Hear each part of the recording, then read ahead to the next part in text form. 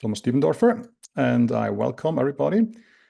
You can put in questions anytime. There's a Q&A button, and we can also take some questions in between. And today I'll talk about how to successfully invest in Swiss startups. Before we start with lots of input from my side, I would love to learn something about our audience. And for that, we have prepared a poll. And the poll goes like this. It's going to be a pop-up window where you can pick the answers which apply. You can pick more than one. So pick everything that applies to you. And in about 30 seconds, we're going to close the poll, and then we're going to see the results.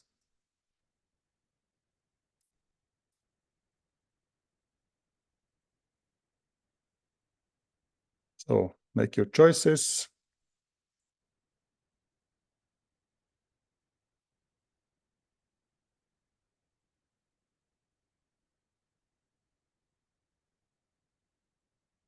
So a few more seconds before we're going to close, and then we're going to see the results about your startup experience. So look at that. We have currently 59 people in our webinar, and 44% have co-founded a startup. That's a fantastic ratio. 41% have worked in a startup. 59% have already invested in a startup. Some people, like 90%, don't know much about it, and some people are a little bit unclear why we have these questions. Cool. Okay, let's move on. Let's give you some inputs, but it's great to see that you already know about startups, and hopefully I can give you some more inputs. So first about myself, for those that don't know what I did. Basically, by education, I'm a computer scientist. I did a PhD in computer science at ETH Zurich. And after my master's, I went to Silicon Valley. I worked for HP Research Labs in Palo Alto, California, in the Silicon Valley.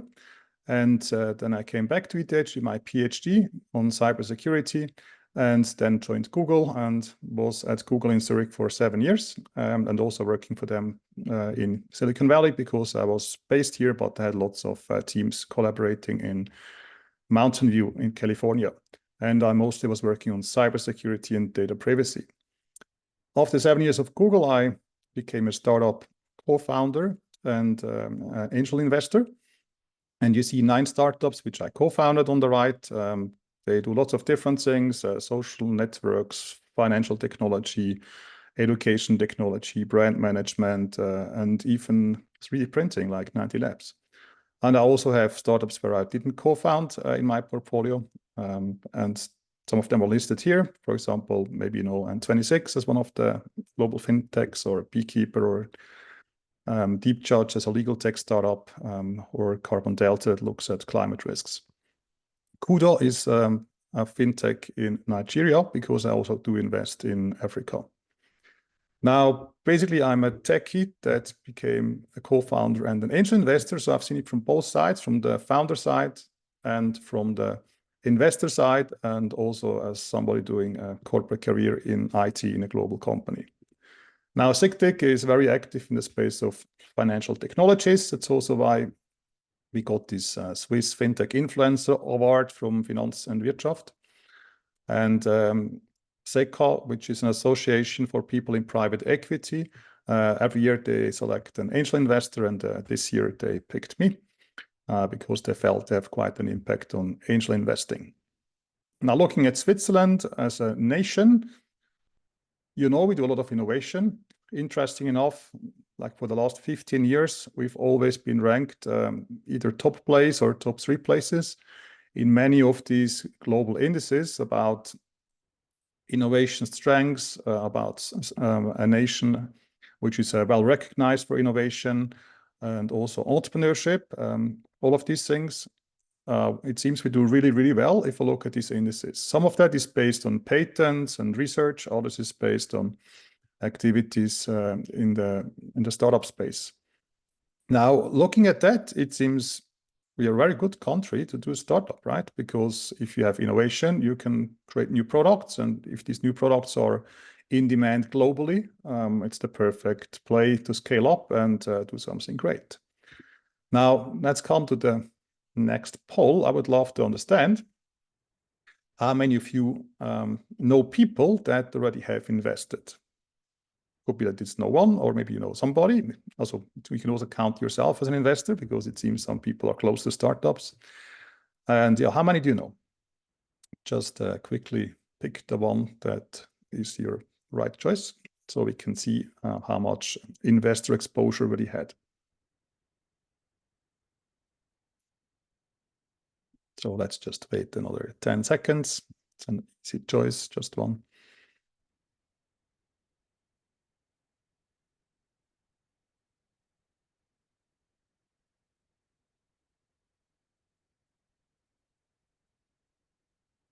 Okay, let's bring up the results. So some people, 5% no one, 8% no one investor, 29% no 2 to 5 investors, and 60% no more than 5. That's cool. So you do know investors, fantastic. That means you most likely already got some first-hand insights. Now, when I talk to people in Switzerland about angel investing or startup investing, I often get these answers that they wouldn't know people that do it here. They know that Silicon Valley has startups, but it seems in Switzerland, they don't know a lot. Now, in your case, given your poll results, it seems you do know people. That's cool. So maybe you're a special subset of Swiss people that are close to the startup scene. Given your co-founders, many of you, of course, you're very close to the scene. Then other people say these startups, they die young, and why would you invest if many of them die? That's definitely a risk factor.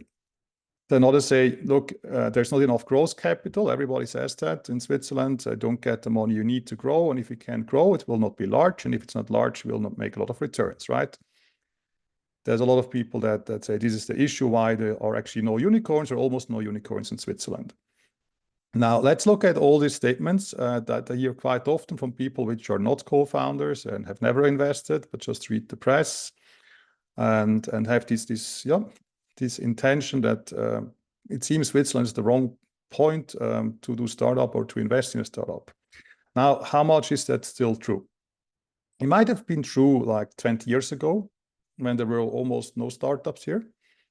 And also just after the internet bubble burst, a lot of people, they burned their fingers with some startups, and it seemed the scene then more or less disappeared in 2001 and 2002. Now, if you don't know anyone that invests in startups, one reason could be that you don't know that we have a lot of events where founders are on stage and they pitch the case. And we have them all over Switzerland by now. In Zurich, for example, there's the Swiss FinTech Investor Day organized by SICTIC. We have our Investor Days, the local ones in Zurich, Bern, Lausanne, Geneva, and other places. But there are many more players besides our investor club that organize pitching events or events for the whole ecosystem of supporters of startups as well. In St. Gallen, there's a foundation called Startfeld.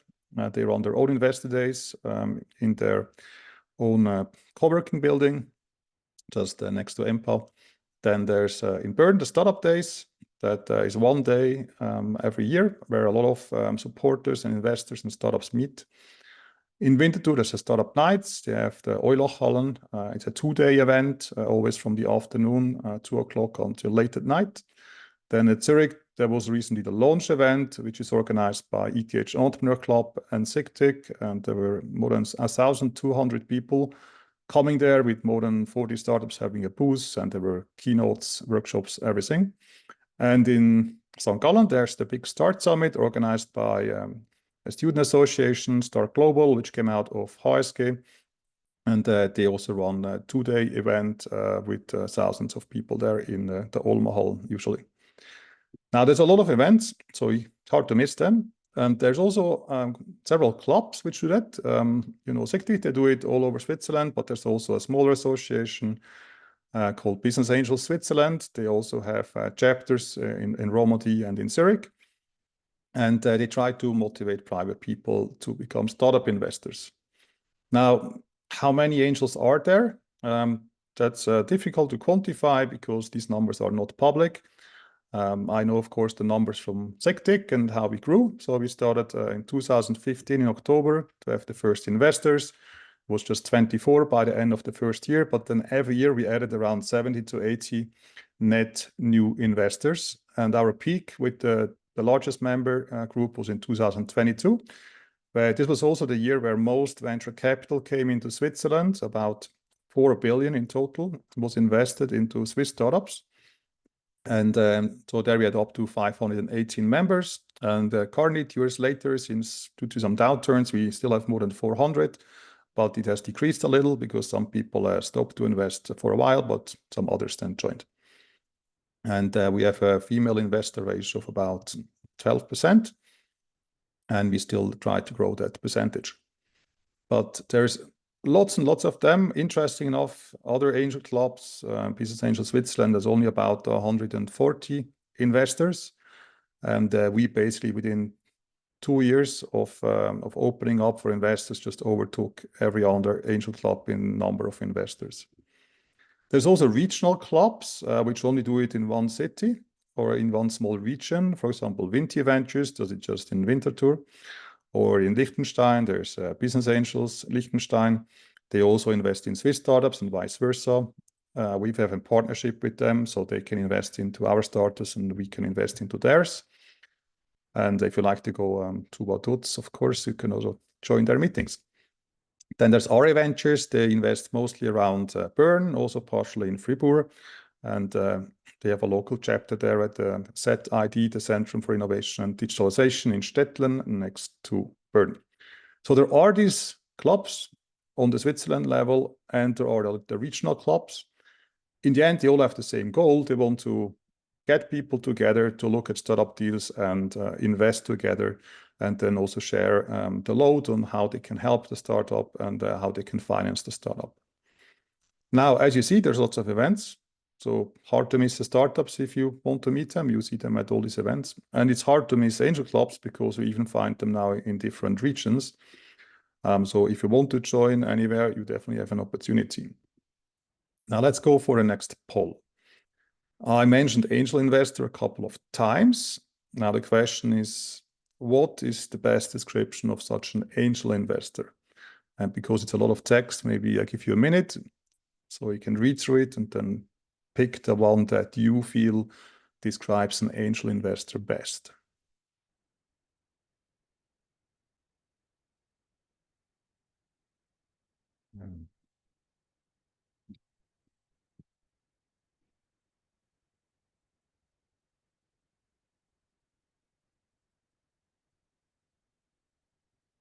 So take your time to read through it and then pick the single one.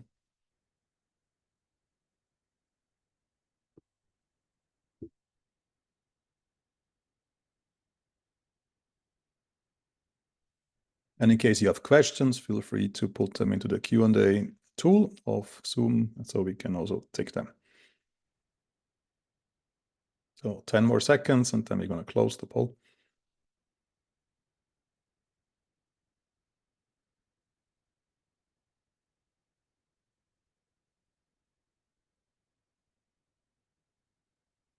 So look at that. You definitely know what an angel investor is. That's cool. So it's really a person that invests his or her own money and not somebody else's. If somebody invests somebody else's money, most likely that's a VC, a venture capitalist that has limited partners that invest, and then the GP makes the decision where to invest together with the investment committee.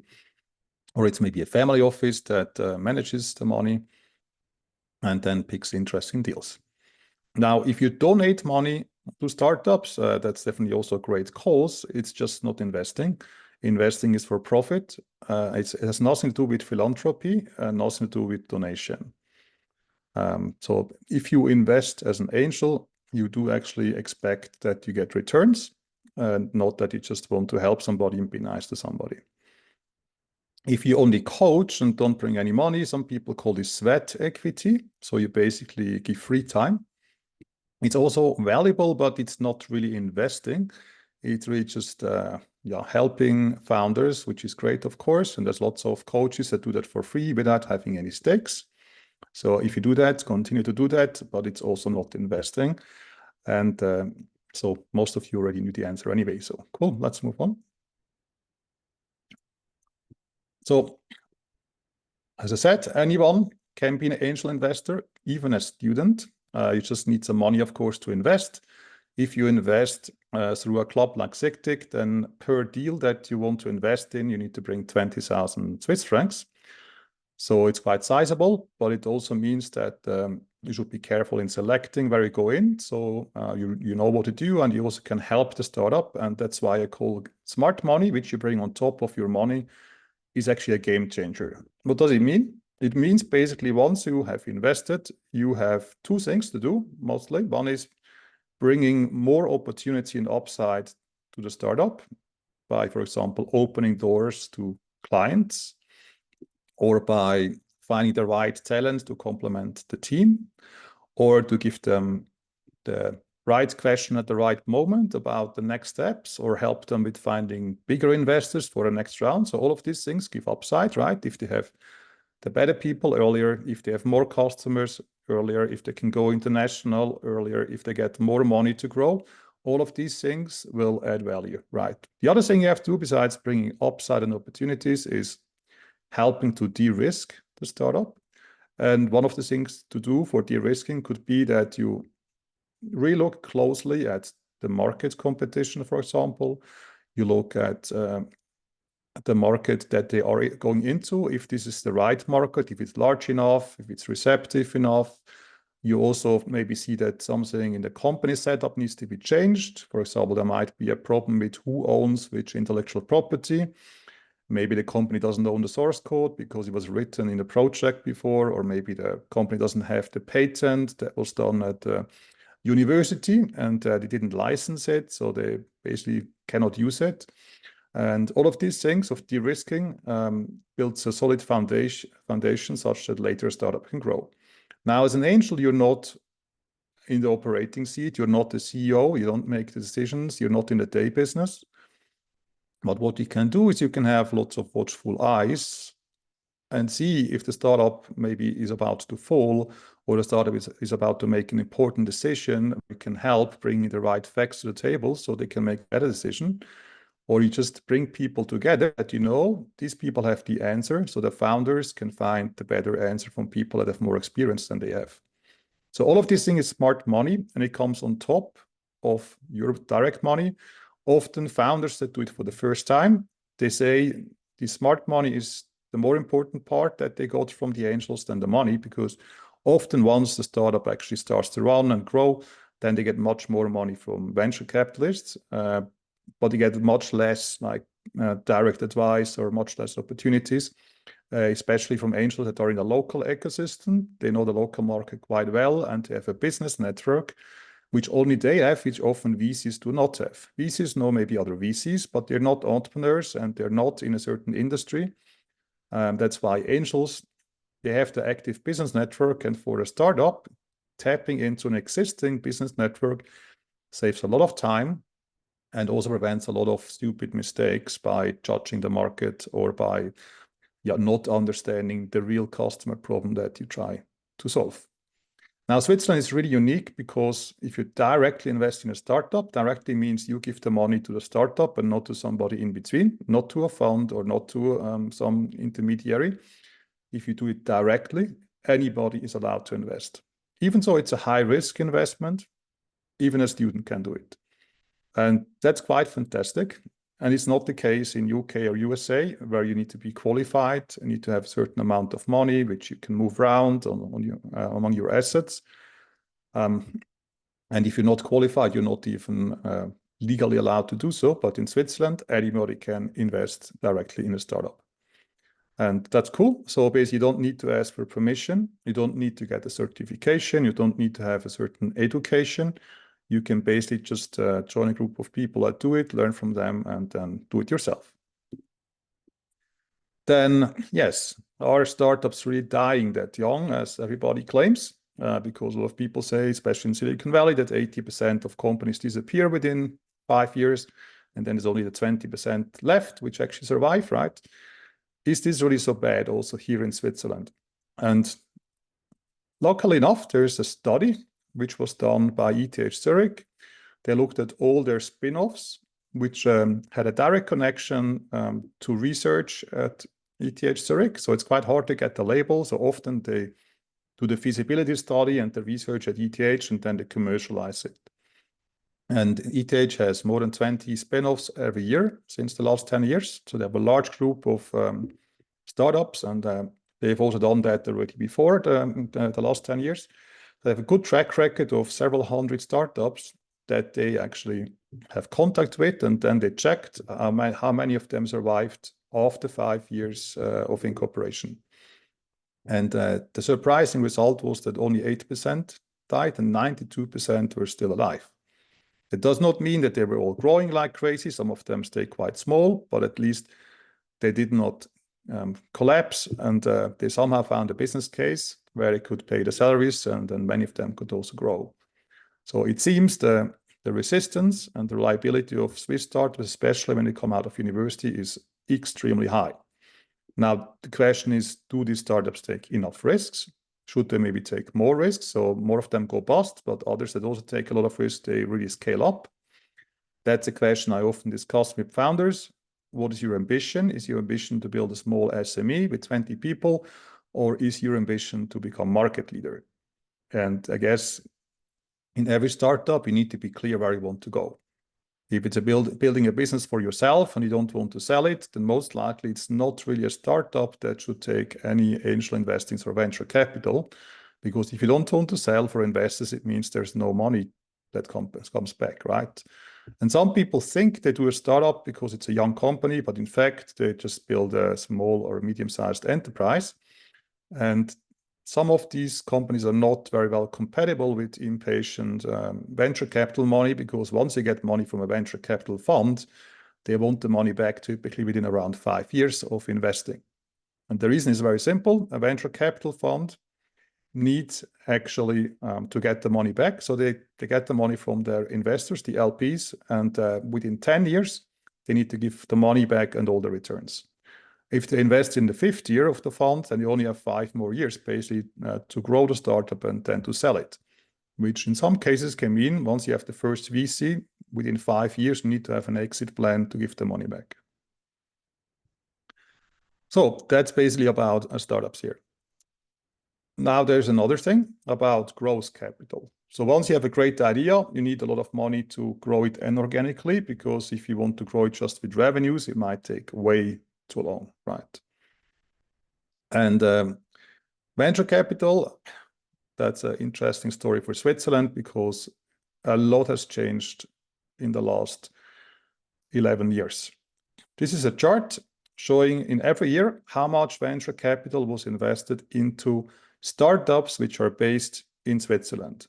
It does not show where the money comes from, because most of that money didn't come from within Switzerland. Most of that money came from outside of Switzerland. Now, if you look at these different lines, they are for different verticals. So you see in blue, the biotech startups, in green, the medtech startups. There's some others like cleantech and so on, which I didn't label because they're too small. And then there's big ones like ICT, fintech, and cleantech. Now, if you look at the development, what happened from 2014 when SICTIC was founded, the total capital there was 420 million Swiss francs for all the Swiss startups, so they could grow with that money, right? Now, in the year 2022, we had almost 4 billion, which is about 9.4 times more than what we had in 2014. And interesting enough, if you see the verticals of ICT and fintech, they were basically non-existent. In the year 2014, only 80 million were invested into Swiss ICT and fintech startups. And this is pretty amazing that this has grown to 2 billion in the year 2022. So, and for that, you see, basically we've turned into an ICT fintech country, and before we were just a biotech medtech country. And if you look at the ratio of how much money biotech got in 2022 versus 2014, it's just like doubling up from around 180 million to close to 400 million, right? But the development of internet and communication technologies and fintech, they actually really have been changing the game. Good, so let's go for another poll to see how much you know about venture capital terms. Oh, this should be multiple choice, I guess. Yes. Unfortunately, it's a single choice poll. Not sure if we can change that. Maybe Julia can quickly change it into multiple choice.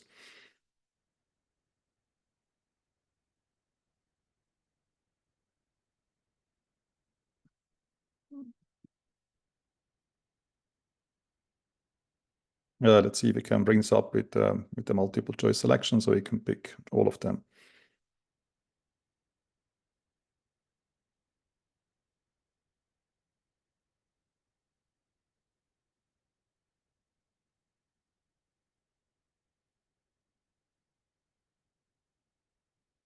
So let's see if she can bring it up. Otherwise, we do it a bit later.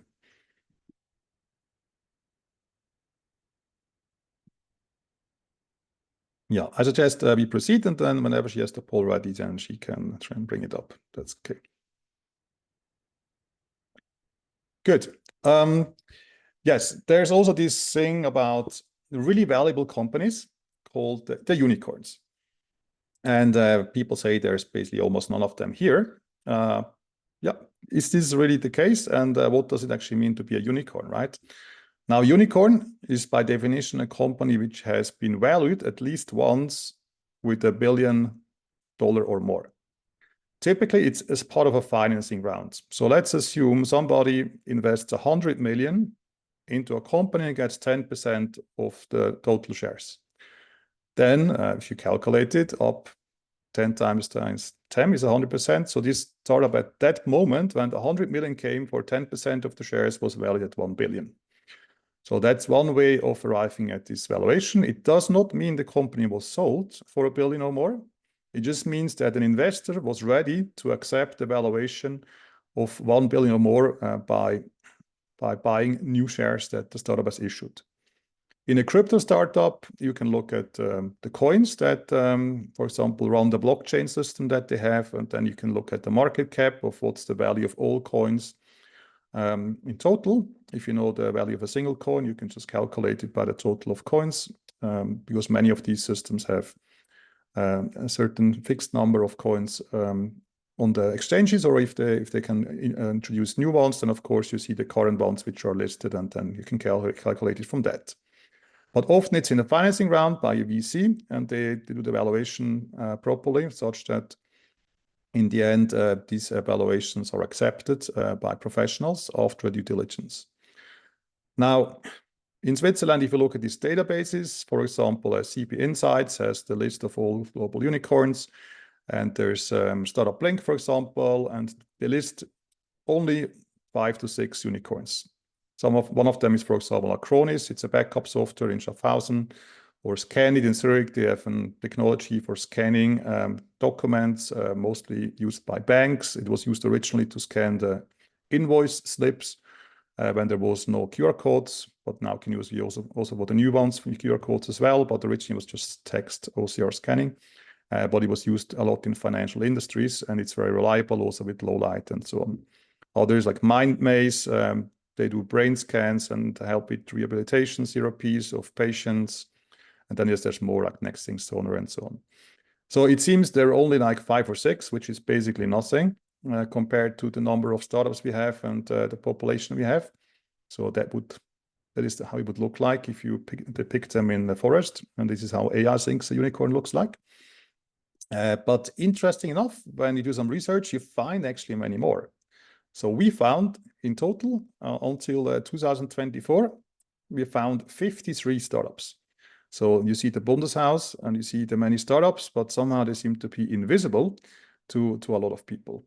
Now the question is, why are they invisible to so many people, right? I guess they are because nobody really took the time to make them visible. Now we have put them on a slide. We also have this online now. So you see in which year, which startup was valued at its 1 billion or more. And you also see here a very interesting shift from health tech startups and biotech and health tech. In the earlier days, 2013 to 2018, it was mostly startups in health tech and medtech, which became really valuable. Some of them you most likely know, Actelion or Cervose and others. And then all the crypto unicorns emerged, as you see here. You maybe don't know, but many of the crypto startups have a foundation here. Even Ethereum has a foundation in Switzerland, or Definity has one in Zurich. And there were many of them super successful. Now, at the top, you see the startups in mostly fintech and ICT, but also in other sectors. And suddenly, a lot of them emerged, especially in the year 2021 and later. Lots and lots of them became unicorns.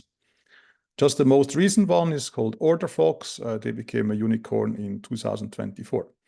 So we do have a lot of them, but it seems people, they don't really have the overview of all of them. And some of them don't even look at crypto unicorns. They only look at the ones which maybe they knew from before. And somehow, yeah, some startups don't talk about it. I guess that's maybe a matter of our culture, that people don't want to talk about financial success in Switzerland and also in Europe, because you were told that you shouldn't talk about money too much publicly. So often founders that are in these startups, they try not to talk about it. If somebody talks about it, often the VCs that have invested, because they want to show how much returns they have, such that more people give them more money, so they have a bigger fund and can invest even more. Now, talking about fund returns, the big question is what happens if you actually invest into a fund instead of directly into startups? And do these funds, which then on behalf of you basically invest your money into 20 or 40 startups per fund, how do they actually perform? And this data is collected by Invest Europe, which is a credible organization that basically tracks all the performance data they can get access to. And what they found out is very interesting. So for tracking the fund performance, you typically look at annualized returns, because you don't get the money every year. Basically, it accumulates, and then you have an increase in valuation, and then one day the company gets sold, and then you get the money back. But to make this comparable, they basically look at how much interest you would get every year if you were to put the money instead of a savings account, and then also leave the interest there, so you have compound interest. And if you look at European venture funds, so in these statistics, they found 223 venture funds which invest into European startups. And you see also the market capitalization, 42 billion money was available to these funds with the target geography of Europe. And now look at these annual returns. Then the 15 years return were at 16%, the 10-year returns 20%, and the 5-year returns at 23%. Now, that's very interesting, especially because if you compare them to the 2,500 funds which all invest in North America, of course, they have much more money, 561 billion, as it says here. But look at the performance. For the last 15 years, if you had invested in venture capital funds in Europe instead of into US ones, you would have significantly better returns, especially in the last 3 and 5 years. And the interesting fact here is that nobody knows about that. Everybody I talk to, they always say, if you want to invest in startups, go to a US fund or invest into your startups. Don't do it here. And that's crazy. And if you look even at Swiss VCs, one of them is Red Alpine. They have about 7 funds now. And if you look at their second fund, which is now at the end of the lifetime, after 10 years, 12 years plus, they achieved a 35% internal revenue rate. It's even much better than what is here with the European funds. And they invested only into Switzerland and Germany in 2 sectors, in ICT and in life science. And I mean, this is crazy, 35% IRR of a fund. This is extremely great performance. And they diversify, of course, across different sectors and regions. And they do it very professionally with their team. So looking at these figures, yes, for sure you can make money, but you need to diversify. Now, in the US, they have done a study with more than 10,000 angel investors, and they found out if they had more than 10 investments per angel and not less, they would make on average over 10 years, 2.5x of what they invested. So if you invest 1 million, you will get 2.5 million back over the course of 10 years. That was the average multiple of angel investors in US. And of course, because it's an average, it means some people got much more and others lost everything. But the average is still quite high for angel investing. Now, whenever you invest, don't invest in 1 or 2 startups. Also try to build a portfolio. Try to invest into 10 or maybe 20. Take your time. Don't do it in 1 year. Do it over 5 to 10 or even 15 years. So invest every year some deals. Don't put everything in the wrong year, because maybe the vintage wasn't good, maybe there's a financial crisis, whatever, you don't know. So split it over geographies, sectors, and time. And then chances are that you're also going to get a reasonable return at a reasonable risk. The better you diversify, of course, the less risk you run to lose everything. If you want to do cherry picking, just invest in one, it's more like betting, it's more like casino, right? Now, I have some golden rules as an angel investor. And if you follow them, I think you can avoid a lot of stupid investments or mistakes or things that you regret. The number one success factor is very simple. You need to look at a lot of deals and to talk to a lot of peer investors to figure out which one is really a deal which has a great business potential and a great team. If you only look at very few deals and just jump onto the first one that somebody that maybe even be a relative of you just recommends you and they want to be nice, and then you invest a little bit, that's not a strategy to pick the best. Picking the best means looking at as many cases as you can with as many investors that know other things than you, which have a different background. And if enough people find a deal very interesting, chances are it's actually really interesting. So don't look at just a few of them, look at many of them and be very selective and very go in. Also, founders are key at the beginning. There's nothing there, no product, no revenues, no track record, no financials. It's really just the idea and maybe a first prototype. And it's very key to understand the motivation of the founders and understand, are these people ambitious enough? Are these people really able to execute? Or is it just people that have great ideas and want to talk about it, they're super smart, but they don't get things done?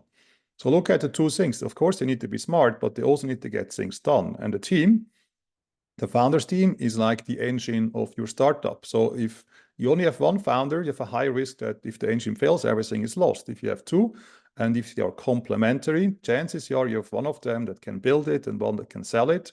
That's fantastic. If you have even three of them, it's also good. If you have 20 of them that co-found, maybe it's unclear who is leading it and who is really pushing it. So the best teams that I've seen have between 2 to 4 founders. If it's way more than 4, often it's a little bit unclear who's really doing what. And the other problem is that then you have to split the equity with too many people, and then everybody has quite a small share. And then maybe the motivation to really go full in for 10 years plus is not as high anymore. So I think 2 to 3 is the best size of founders team. If it's 1, it needs to be clear who else is going to complement that person, who is going to do the things that one person cannot do or is not willing to do. So you need to build a really strong management team around that one founder, also to balance the risk that if that person cannot work for a few weeks or fall sick or whatever, something happens, then the company will not just come to a halt, right? Another thing I always think is important to follow is don't invest alone, because if you're the only one thinking the deal is amazing, but nobody else wants to invest, most likely it's not as good as you think. And the other thing is, if you're the only investor and then the startup needs more money, most likely also be the one that will put in more money.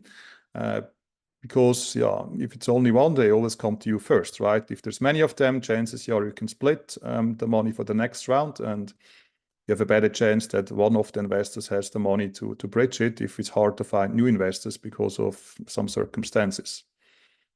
Then due diligence means looking at the setup of the startup, make sure that the things are in order, that, for example, the intellectual property is inside of the company, the trademarks belong to the company, and the founders have also work agreements, or everything that needs to be in place legally actually set up. Also that you really understand that there's also a problem that exists and that there's a real market out there.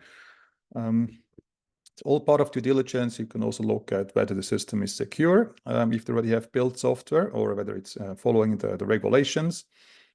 It sounds a little bit grungy to do it at the very beginning, but if you do it at the very beginning, chances are you're going to build a very stable base, and based on that, they're going to be a better performing startup, and there will not be a huge negative surprise in the future when you have the first big enterprise customers and they do their own due diligence before they buy. Because especially if it's sell to enterprises, they always want to understand, do you do things as you have to? Is the code mature enough? Is the thing scalable? Is it secure? Is data privacy honored?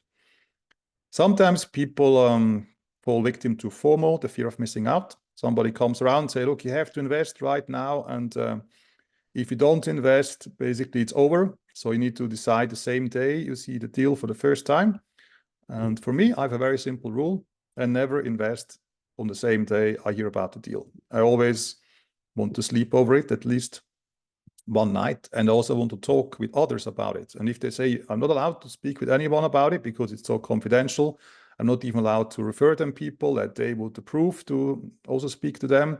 Or if they just make it a super quick handshake deal and otherwise you're not in, most likely they're not very serious.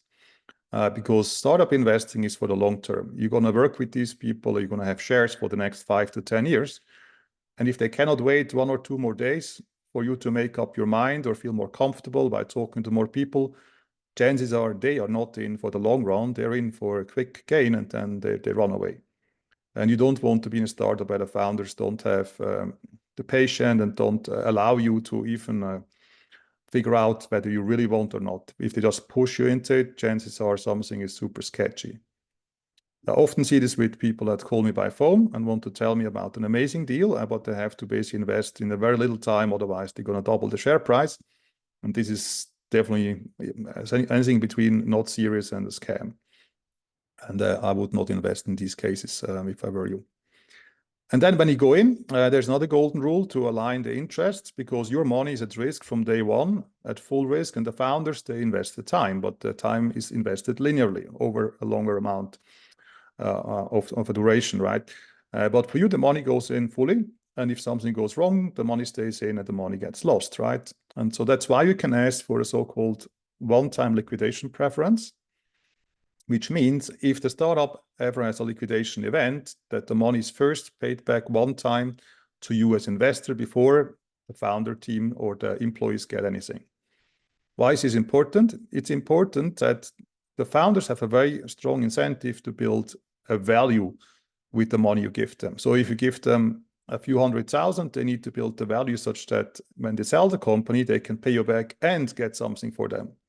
And if they just burn it and don't create any value, of course, the money is gone, and the little that is left will not come to them, it will come to the investors.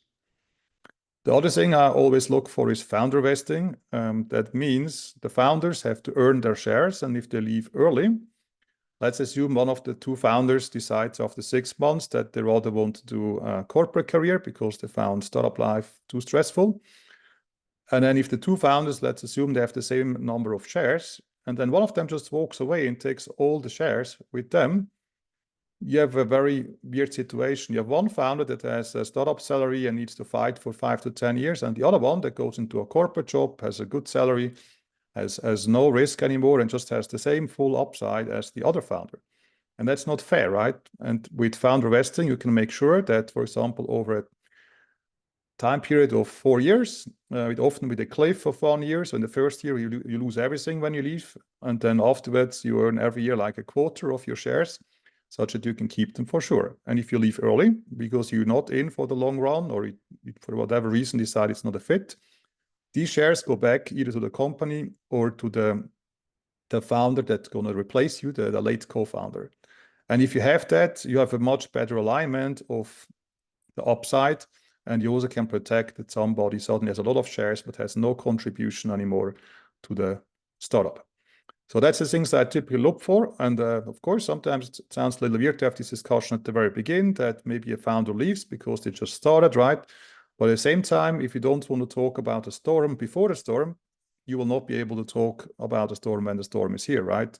So you rather be prepared. And this is one of the things, if you touch on them, you also find out how ambitious they are, how serious they are, and if they really want to do it properly or in a different way. So it gives also a lot of interest in discussions and of that. Now, let's quickly look at what the investor club SICTIC is doing. We are by far the largest club in the number of active investors.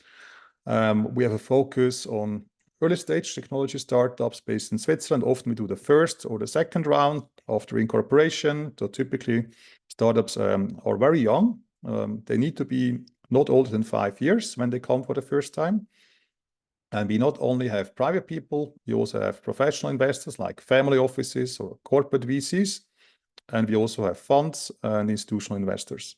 And we have also some investors from abroad.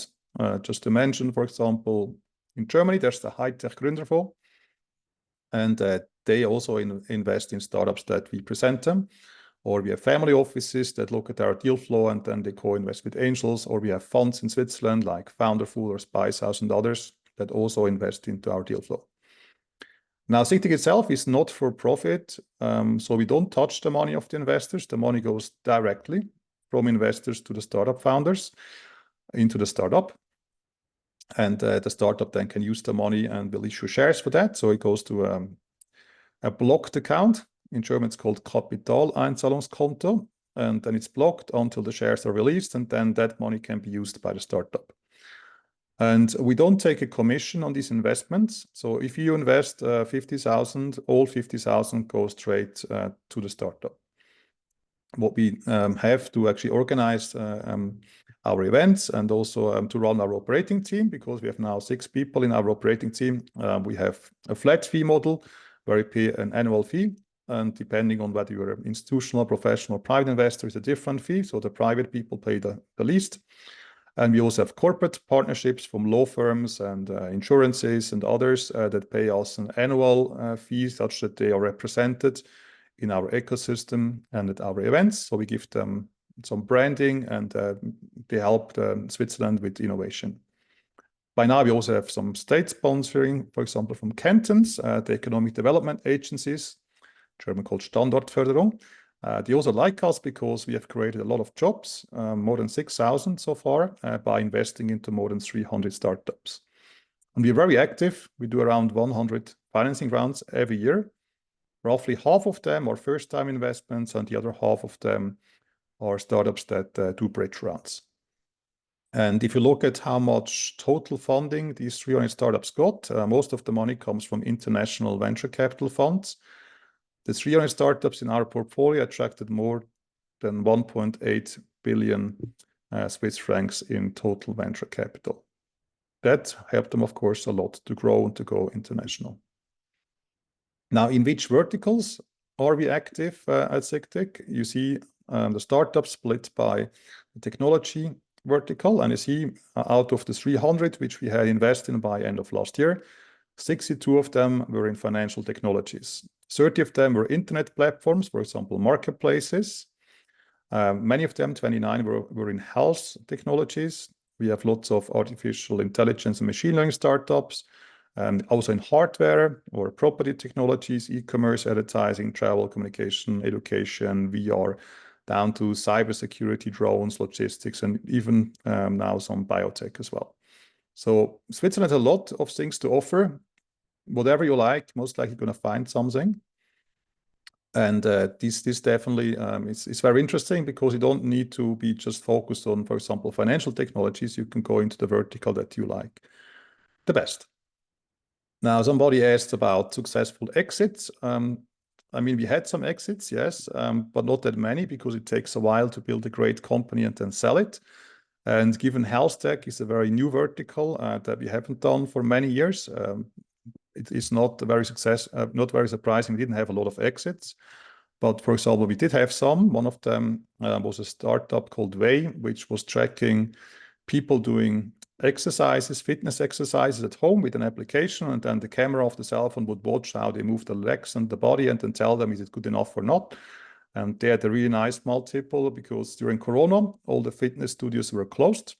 And then a US company called Nautilus, which had one of the best fitness apps in the world, wanted to integrate AI technology to basically have automated coaches as part of the app. And they had a really nice exit, and all of the founders, they then became also angel investors after this nice exit. And also our investors that were invested were super happy with that exit.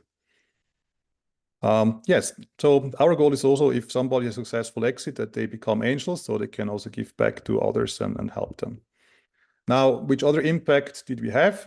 So with SICTIC, I already mentioned more than 300 startup investments, more than 6,000 jobs.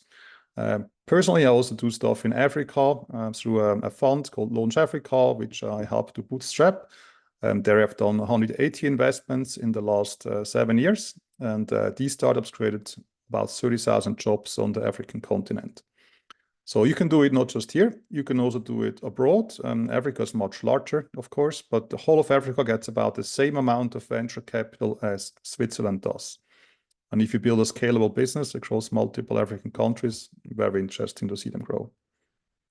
Cool. Let's see if we can bring up the poll. Let's go for number 5 now. Let's figure out what excites you about angel investing. So you can pick as many as you want.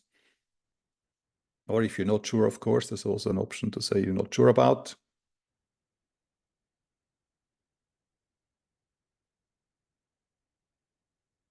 So just wait until you've read it. And if you have more questions, you can, of course, put them into the Q&A. A few of them are now coming in. That's perfect. So 10 more seconds before we close the poll.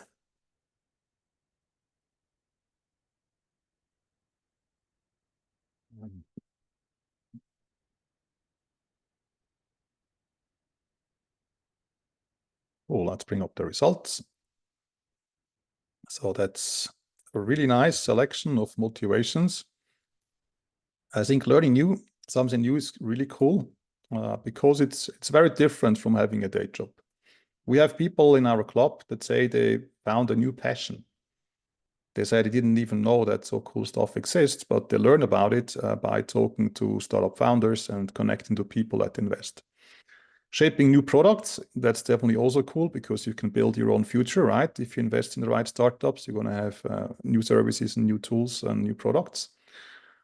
Working with ambitious founders, that's very motivating, I can tell you, because these people want to change the world. And if you can help them, you're part of their success, right? Getting returns, I think that's important because if you never get returns and only invest or never see returns, you will stop investing, right? And yeah, connecting to other like-minded angels. The cool stuff there is they don't need to prove anything to you.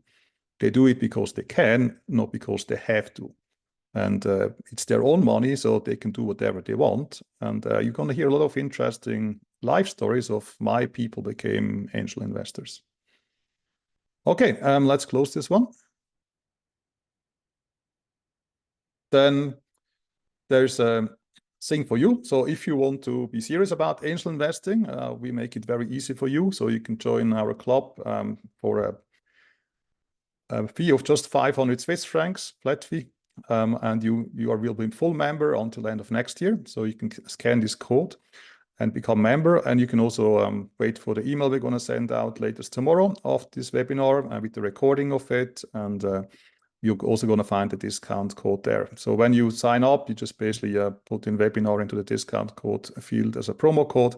And then we know that you get the discount applied. The regular fee would be 750 plus 250 sign up fee. It's 1,000. So you could get it for half the price now. And I'm going to take a few questions as soon as I'm done with my slide set, which is almost over.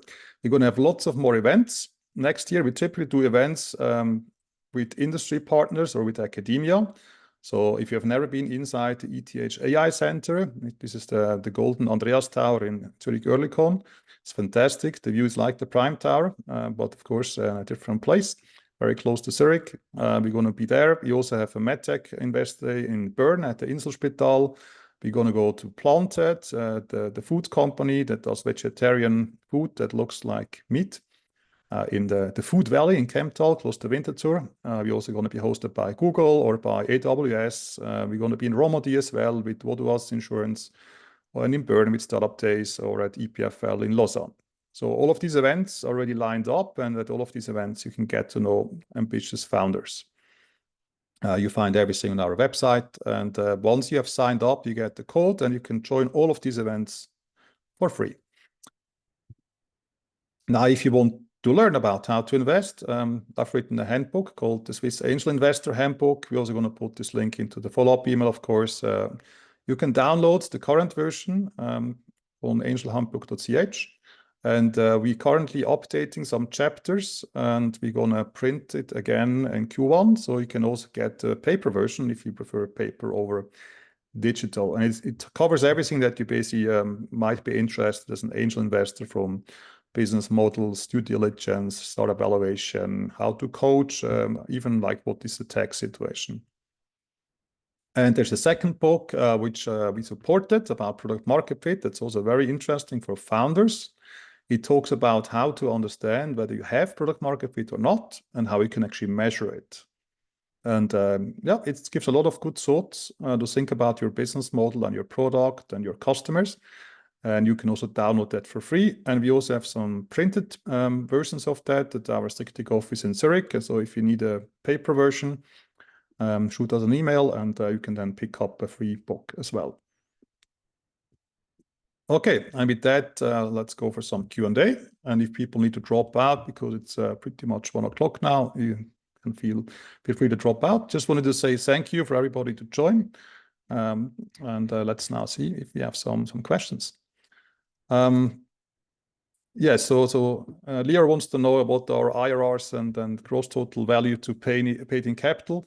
I mean, these figures, the venture capitalists do, of course. We at SICTIC, we collect who has invested where, doing actual net asset value calculations. That would mean that you need to have a share such that you are part of all these financing rounds. And we as SICTIC don't have shares. It's our investors. And only if they disclose it to us, we could find out. So we have some data, but we don't have enough data because the money doesn't run through us. We try to collect statistics about the exits now, but in Switzerland, it's very difficult to get financial data of exits because most of the exits are under non-disclosure agreements. So the buyer doesn't want anybody to know how much they paid for. Wherever we have it, we collect it, and we do share it with the Swiss Venture Capital Report. And the Swiss Venture Capital Report is published by Startup Ticker, and they put all the publicly available and shareable numbers into their reports, and then they aggregate it over all the exits in Switzerland. Currently, we as SICTIC, we don't have enough numbers to do statistically significant figures, but of course we're working on it, and together with our funds like Founderful and others, they have the full numbers, of course, because they have the shares and the money runs through them. But I can say from the people I learned that had an exit with us, many of them are extremely positive, and they also continue to invest. Once we have more numbers and we are allowed to publish it, we'll love to publish about that. But as I said, we're an angel club and not a fund. That's why gathering these numbers is very difficult. Yes, so these numbers basically you can get them from VC. So you talk to Founderful or talk to Spice House or to Red Alpine, and we publish them when we have them. Then another question: how do we measure performance? Basically, yeah, that's for investments. That's how VCs do it. Internal rate of return, of course, and how much money is distributed, of course. And another person asked, can I invest directly or do I need to go into a syndicate? So at SICTIC, you can go straight on the cap table with the founders. They typically say you need to bring a certain amount for that. If you bring a small one, then there's a possibility to invest through a simple syndicate, which is a simple partnership, but it's no requirement from SICTIC. If at all, it would be a requirement from the founders. We see it maybe out of 20 investments. In one of them, there's a syndicate which bundles some angels. In all others, they got the shares directly. And so basically, in the end, it's up for the founders and the investors if they want to do that. There's also a possibility to delegate voting rights and have a single point of contact instead of really syndicating. And in the end, it's really the choice of founders and investors. We do not specifically recommend syndication because there's some legal issues if the syndicates become too large. It can also have tax implications when you sell the company. So in some cases, you might actually would need a ruling to make sure that you really get the free capital gains. Depends a lot on how you structure the syndicate. And there's also platforms that support that where you can basically do KYC and everything.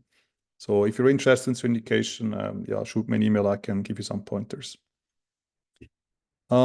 Yes, then the question is about convertibles rather than shares. So if you invest into a convertible note, which means you give a loan and one day it will convert, there's a big downside for you as an investor. And the downside is that you don't know how many shares you're going to get. Now, What does that mean? It means if you put in the money now and then you help the startup a lot, the valuation of the startup goes up, and then you're going to get less shares, which is very counterintuitive.